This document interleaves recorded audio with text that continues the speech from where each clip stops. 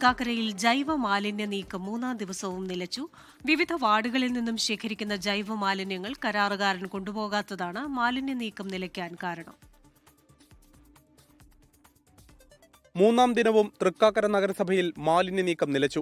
കരാറുകാരൻ ജൈവമാലിന്യങ്ങൾ നീക്കം ചെയ്യാത്തതോടെ പ്രദേശവാസികൾ ബുദ്ധിമുട്ടിലായി. ഇതിനെ തുടർന്ന് വീടുകളിൽ നിന്നും ഹരിതകർമ്മസേന ജൈവമാലിന്യം ഉൾപ്പെടെ ശേഖരിക്കുന്നത് അവസാനിപ്പിച്ചു. ഈ പരാതി കൊടുത്ത് എന്തായാലും മാലിന്യ പ്രശ്നം നഗരസഭയെ ചീഞ്ഞു നാറുന്ന ഈ നഗരസഭയെ വീണ്ടും ചീഞ്ഞു നാറുന്നതിലേക്ക് മാറ്റുന്നതിലേക്ക് ആണ് കൊണ്ടുവന്ന് എത്തിച്ചിട്ടുള്ളത്.